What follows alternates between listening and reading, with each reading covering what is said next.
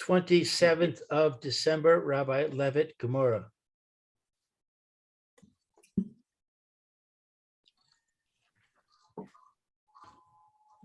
Okay. Very good. Welcome back to everybody. And let's see.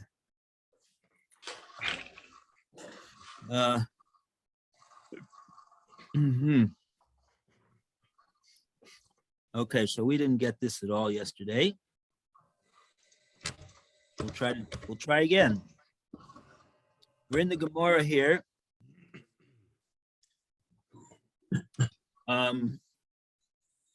It's on 88b.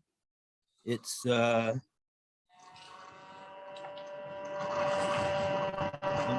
2, 3, 4.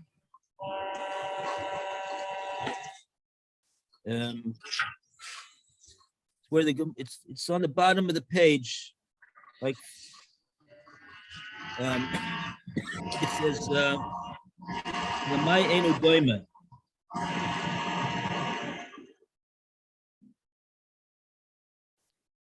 Lamai Enu Doima. It's the 4th line from the bottom of the page. And we're looking to explain what Shmuel said. What was it that Shmuel said? Shmuel said that these two cases are dissimilar. So we want to know what he meant by that. The two cases are the case of the Mishnah, where the father deeds the property to the son, that the son is able to sell the property in his lifetime, even if he predeceases the father. The purchaser will be able to acquire the property, even though the father himself owned the right to receive all the profits of the property in his lifetime. So that case is not. Well, there's a lot of background noise. Okay. It's maybe the humming of the computer. Oh, good. And that case is not the case of the Mishnah, not similar, and not therefore comparable to the case of the wife who's married to the husband, and she has her own property. During the marriage, the husband enjoys the profits of the property, but the wife sold it. We're talking about a case where she sold it. Doesn't really matter where she sold it, or she deeded as a gift to a third party, and so that's the case, and over there we say that the Shmuel wants to, they were saying that Shmuel says that that case is not similar, meaning that the husband will take away from the purchaser. The purchaser will not be able to keep it away from the husband if the wife predeceases the husband. Okay, so now that's where we're up to. So let's, Lou, you want to start off the reading? Elamai Eino Doime LeMishnah Seinu. Elamai Eina Dome LeMishnah Seinu. Rather, what is the meaning of this is not similar to our Mishnah? Mishum Tekanas Usha, because of the decree of Usha. Da'amar Rabbi Yosei bar Chanina, that Rabbi Yosei bar Chanina said, B'Usha his kinu. In Usha, they made a an enactment. Ha'isha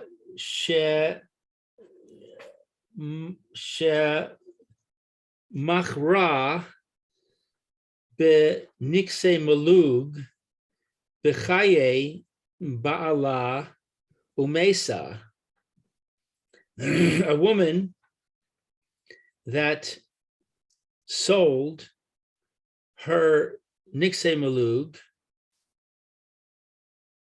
in the lifetime of her husband and died, meaning the woman died,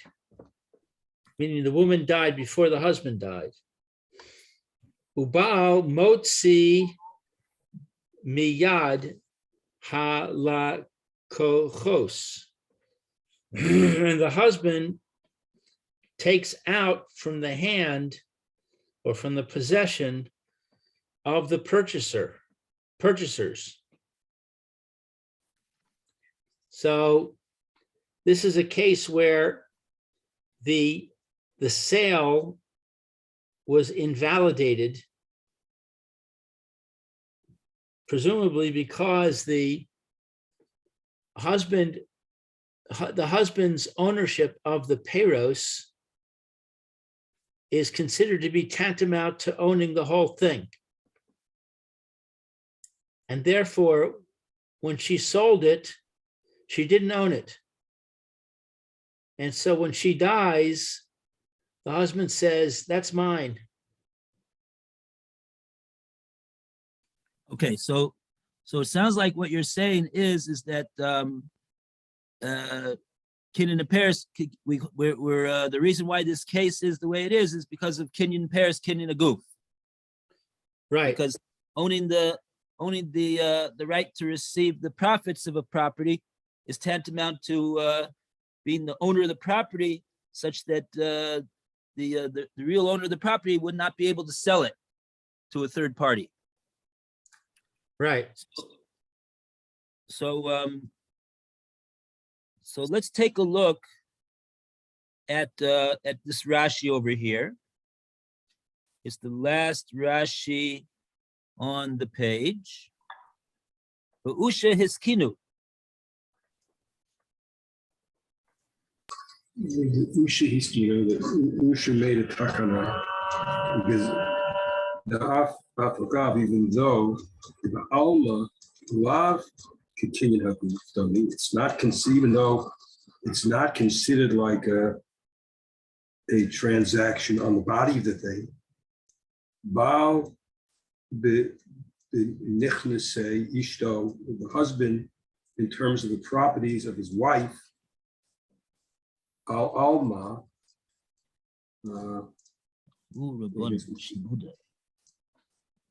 Rabbanan. According to the Rabbanan, Shu Bedim there, according to the Rabbanan, they would be mortgaged over. Yeshum, because of Ava, because of enmity, the Have Kolokeach Rishon, and this is for the first purchaser. What is this word, lishuvodia? You said it means mortgaged? Yeah, something is mishubad. It's word used in his context. I mean, a mashkanta is mortgage, but it means it's like it's lent as collateral to. It's obligated. You're obligated to pay it. Okay. It's a lien, so to speak. Oh, I'm confused by this concept. okay. So let's go over this Rashi. This Rashi's saying an awful lot in three short lines over here. Okay, so Rashi is directing his words to the case of the wife who sells her niksei malug to a lokeach in her lifetime, during the time that she's married to her husband. And of course, the din of niksei malug is that the wife really is the one who owns the the goof of the property. It's her property. But the husband, he's because he's the husband during the marriage, so he's going to get the right to receive the profits of the property. So it's similar to the cases that we've been talking about, where we have a split between who's the owner of the property and who got the right to receive the profits of the property. So similar, it would seem, to the case of the father who deeds his property to his son, but he reserves the right to receive all of the profits of the property in the father during the time, as long as the father's alive. So if the son is going to sell that property to a purchaser in the son's lifetime, so the Mishnah told us that even if the son predeceases the father, the lokeach, the one that bought it from the son, his purchase will be good, and he'll own the goof of the property, and when the father passed away, he'll also get the payers of the property, because that was what was sold by the son, even though the father had a lien, so to speak. Whatever, I don't know if you call it a lien. Actually, you would say that it's really not a lien, even though he had he did own the right to receive the profits of the property. Now over here, in this case, so Rashi says they made a takana in Usha. But Usha Hiskinu. Usha is the name of a place where the Chachamim made various enactments, and they said they made the following enactment over here. Rashi's describing the enactment that they made. So Rashi first starts off telling us what was the Torah law, right? Before the Chachamim came along and made their enactment, there was a Torah law that was in place. What was the Torah law? The Torah law was, says Rashi, Afogav de Ba'alma lav kekinin aguf dami. Even though that Ba'alma, in other words, in a general case where we don't have a wife and a husband, we just have two parties. One owns Kinyan pairs, one owns Kinyan goof. One that owns Kinyan goof, he sells he sells the property to a purchaser. In that case, is the purchase able to be successful? Yes. Says Rashi, why? Lav kikinin aguf dami. Because the one that held the right to receive the profits, we do not, according to Torah law, regard it as a kinyan in the property itself, and therefore he will not have he won't have any ability to hold back the son from selling the property to a purchaser. And that's why the Mishnah says that the purchaser wins out and he gets the property. But that's what happens Ba'alma, in a general case, when you don't have a husband and a wife.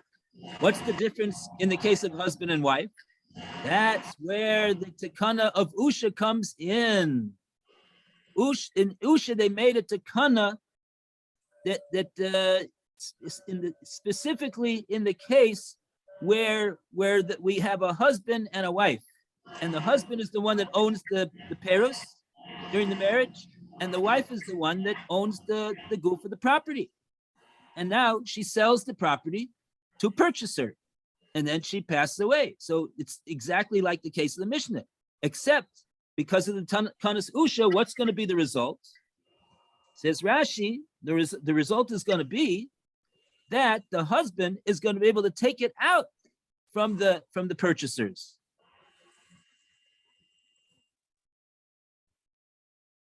Says Rashi, Baal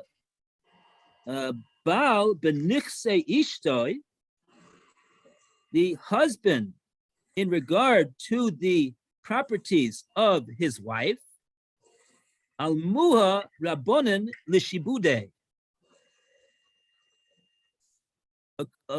According to the enactment of Usha, the Rabbonin Almuha, they strengthened the shibud of the husband. They strengthened the lien that the husband has over the goof of the karka, even though he really only owns the peros, the right to receive the profits. And as such, according to Torah law, Rashi said, that doesn't amount to kinyan aguf. It's not regarded as though he has a ownership interest in the property itself, such that the owner of the property would not be able to sell it because he's holding the right to receive the profits. But the Rabbanan strengthened Almua Shibude. They strengthened the shibud of the husband over here. And as a result of that, the wife who sells the property to a lokeach, to a purchaser, if the wife passes away before the husband, the husband is going to be able to take it out from the hands of the purchaser who purchased it from the wife, because his shibud in the property was strengthened by the Rabbanan. This was the enactment that they made in Usha. And why did they do this? In other words, they changed what would otherwise have been the Torah law, that this purchaser would be able to get the property from the wife who sold it to him, just like the case of the Mishnah, where we saw the case of the father that deeded the property to the son. The son sold it to a third party. The third party prevails, the purchaser. It was a good sale. The father's interest in the payros, in the profits, was not strong enough to constitute a shibud such that the son would not be able to sell the property in his lifetime to a third party, because the alma in the regular case, in an ordinary case, before we have a takana of Usha, we say that the kinyan of Paris is lav kinyan aguf. The one that owns the right to receive the profits, he doesn't have a shibud on the goof of the karka. He's not regarded as having a kinyan in the karka itself. But over here, the Rabbanan strengthened this shibud, this lien, this hold that the husband has over the property. And so therefore, why did they do this? Why did the Rabbanan want to do this? Says Rashi, Mishum Eva. They did it because of Eva. What does Eva mean? Enmity. Where's the enmity over here? In this case, between the husband and the wife? Between the husband and the wife, yes. That's right. So the Rabbanan were doing this to prevent what they were concerned would be an ava that would exist between the husband towards the wife, if the wife would be able to sell this property and, so to speak, pull the husband's pull the rug, what do they say, the rug under the whatever it is, the rug from under his feet. Yeah, so that he would be cut out from the, because right, according to Torah law, the husband is the Oresh. He's going to inherit if the wife goes before him. But according to Torah law, the wife would have the ability, like any other person, to sell the property that she owns. It's her property, even if he has a right to receive the profits of the property during the marriage. But she's the one according to Torah law, it's her property, and she would have the ability to sell the property. And according to Torah law, if we say that kinyan de Paris is lav kinyan de guf, then she'd be able to sell it to somebody else, and he would not inherit it. So because of that, the Rabbanan said, no, we don't want that to be, and therefore, Vahave kalokeach rishon. Says Rashi, this husband therefore is regarded as the first purchaser of this property. When he got married, he became the lokeach rishon of this property. So whatever the wife is going to try to do during the marriage to sell it away from him, she will not be successful because of Tekanos Usha. So I'm trying to understand this concept of shibud. You call it a loan, a lien. So it makes sense to me that he has an interest in the property. He has, to a certain extent, a partial ownership. He owns an aspect of the property because he owns the rights to the produce. So why would it be that he's considered to be a full purchaser? It would seem to me that if that's the concept, that there's a lien. I mean, the way a lien works in American law is you've got somebody who says, I place a lien on this property for a certain amount. This property is worth $1 million. I place a lien on this property for 200,000. It means that the owner of the property owes me 200,000, and therefore, when he goes to sell the property, out of the proceeds, I have to get my 200,000 first. Okay. So why don't we say here, go to Beis Din, evaluate the property, determine what the produce, the rights to the produce are worth compared to the rights to the whole property, and say the husband has to get that much, certain percentage. Okay, so really, to use the word, the way you're defining the word lien, so this is not a lien. A shibud is not that. What is a shibud? In other words, a lien, according to what you're saying, a lien doesn't prevent the guy from selling the property. He could sell it all he wants. He's just got to pay this guy $200,000. Right. Over here, we're saying that the wife is not going to be successful to sell this property. In other words, she cannot sell it outright in her own lifetime. What's that mean? As long as the husband has this, as long as her husband is her husband, then he has a shibud on this property. What's it mean, a shibud on the property? He has a shibud is a, right? We say Klal Yisrael in Mitzrayim, they underwent they were meshubad. They were enslaved and indentured to Paro in Mitzrayim. What does that mean? That they were beholden to him. They couldn't do what they wanted to do. They couldn't do what they wanted to do. They had to serve Paro. So over here, the nature of this shibud is that the wife cannot sell outright this property to a third party.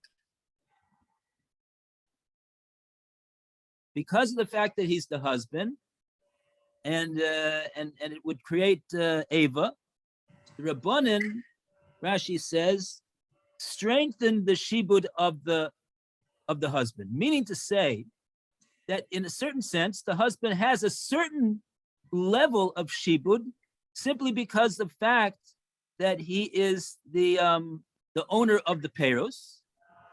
But according to Torah law, that would not be enough of a shibud. that would not be enough of a hold on the property to prevent the wife from selling it.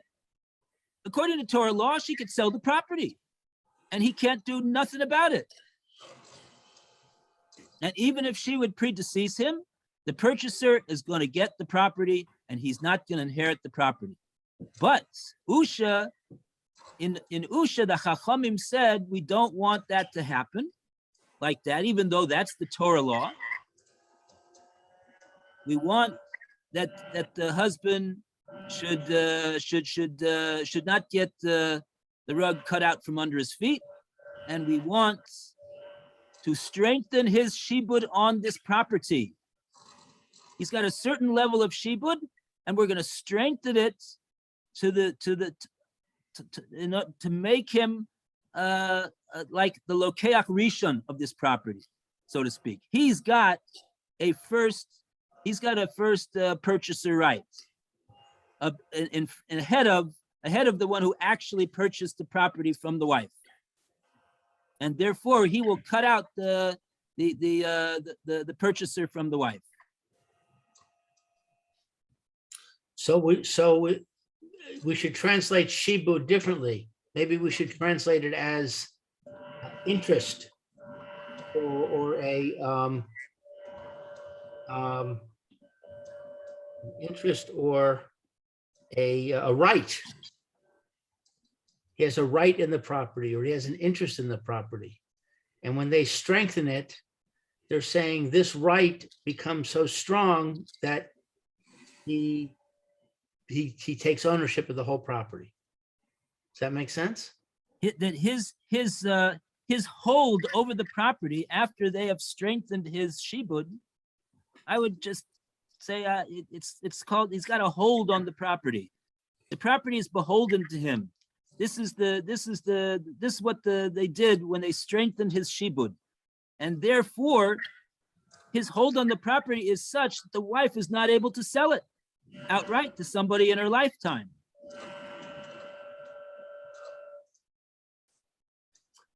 I wonder why it wouldn't make sense to say that the status quo remains. After she dies, the goods is owned by the purchaser, and the produce is owned by the husband. Well, the point is like this. If she doesn't sell this property to somebody, what's going to happen? The property goes b'Yerusha to the husband. Right.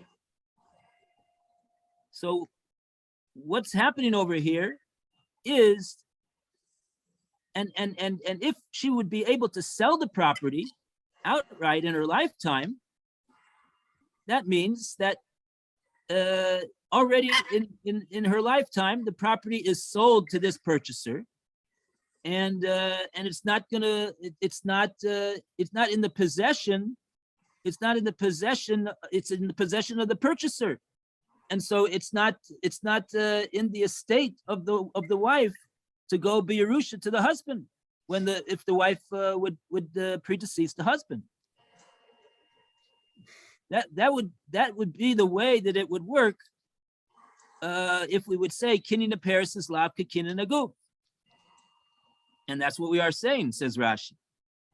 But even though that is so, that the hold of the husband, according to Torah law, is not enough to prevent the sale from going through, the Chachamim strengthened his hold on the property, strengthened his shibud over the property to such an extent that they basically made it impossible for someone to purchase the property away from the husband if the wife predeceases him. So therefore, the whole time that the wife is alive, the sale to this person is in limbo. We don't know whether he's going to end up owning the property or not. If the husband would pass away before the wife, so now there's no longer any shibud of the husband, and now the property will go to this purchaser.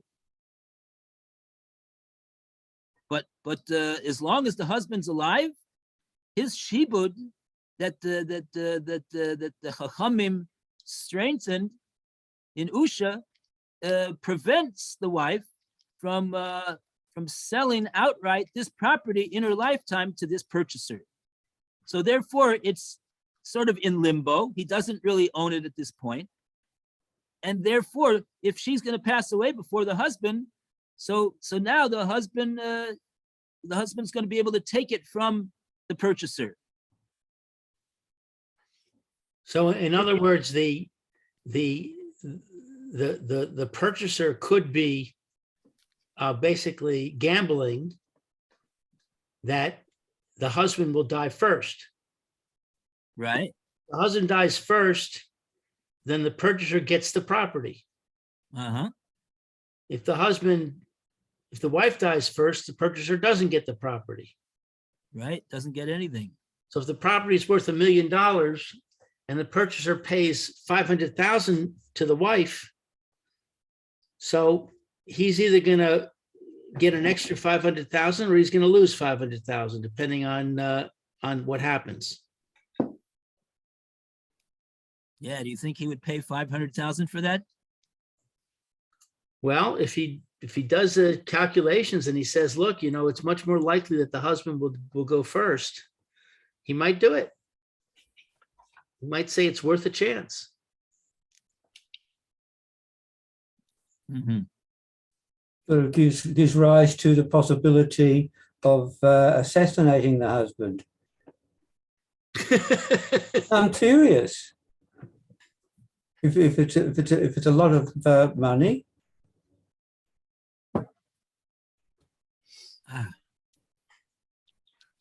Let's see. Oh, you mean the wife is gonna hire somebody to assassinate the husband? Who's gonna do that? No. The purchaser. The purchaser will hire somebody. Well, the purchaser will hire somebody. He's betting that the husband will die first. Oh, I see. So Roy says if he stands to gain, he stands to get $1 million if the husband dies first, and he stands to get nothing if the wife dies first. So he'll hire somebody, he'll pay him $100,000 to go and kill the husband. And he makes $900,000 out of that. Uh-huh. And then when you subtract the $500,000, he still made $400,000 on the deal. It only lasts as long as till he gets meter based in. That's as long as the money lasts.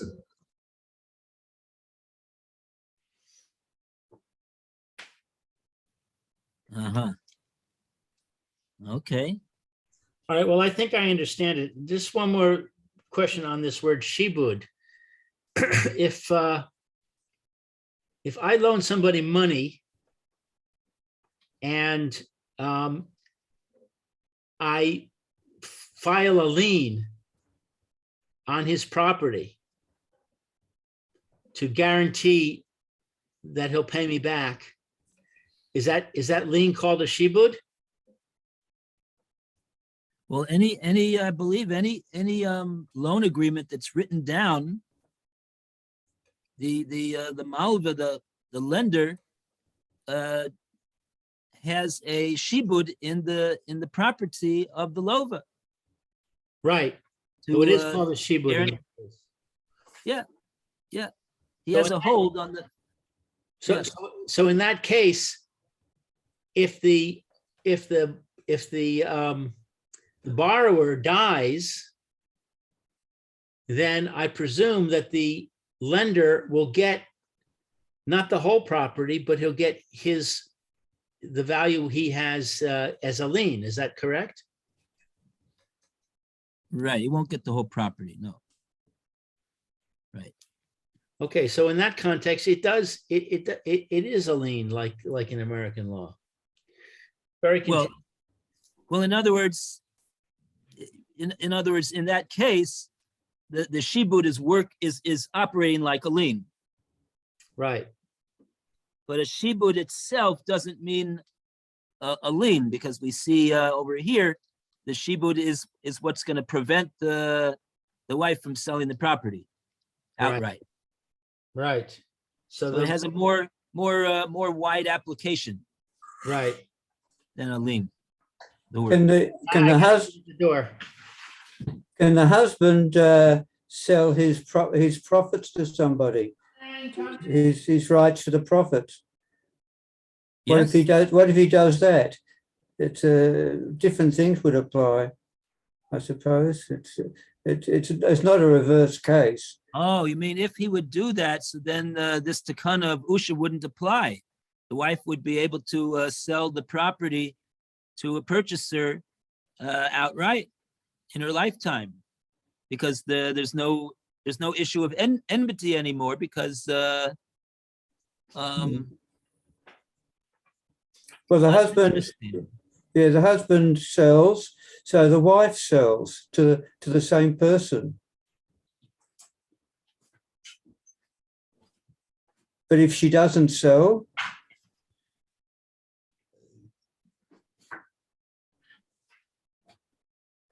If the wife sells to the same person that the husband sold his rights to, yeah, that's possible. But if she doesn't,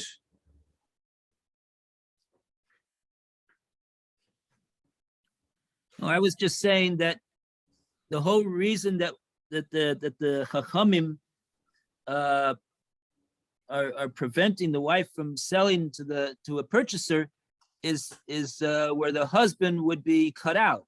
right. But so now I have a question: would it be considered that the husband is cut out if he already sold his interest in the property? Well, if he sold his interest, that means he doesn't want it anymore. He Well, wants the money. But then he's got then the wife. What about the wife's part in it? Would he wouldn't be entitled to that, or would? Or what Well, would happen? my question is like this.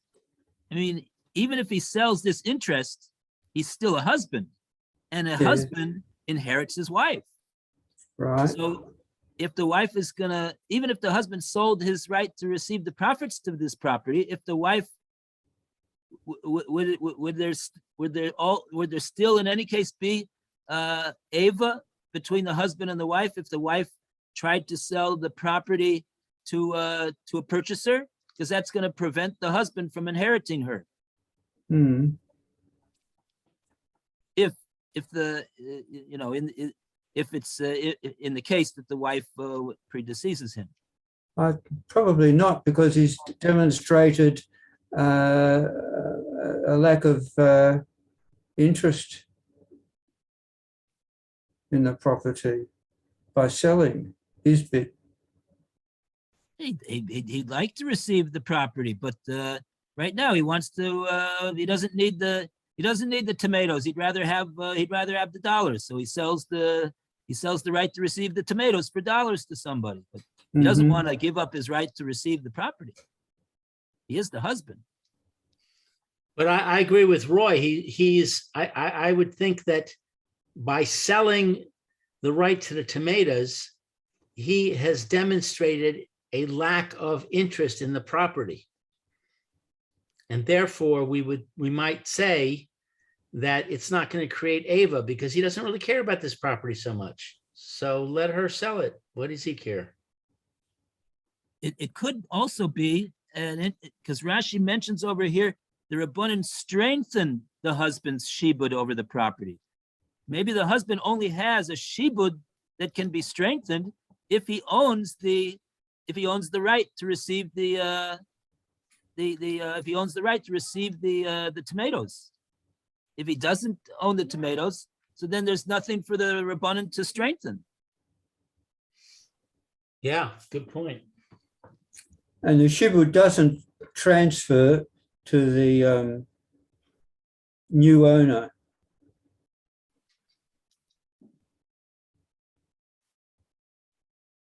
Oh, the new owner? No, there would be no interest to. He would not be able to be regarded as the Lokeach Rishon. I don't think so. No. The Chachamim wanted that the husband should be Lokeach Rishon, but the purchaser of the husband is not a Lokeach Rishon. Okay, very good. Yashikoyach. Thank you, Rabbi. Everybody have a great day. You too. Be well, everybody. Take care, be well. Not Uh, today, see okay? you. All the Okay. best. Bye. Bye-bye. Bye, Roy. Bye, Lou. Bye, Alan. Bye. Bye, Phil. Have a great day, everybody. Lou, not today, right? Amen. Lou, Baruch v'atzlacha. Yes, Alan. guess what?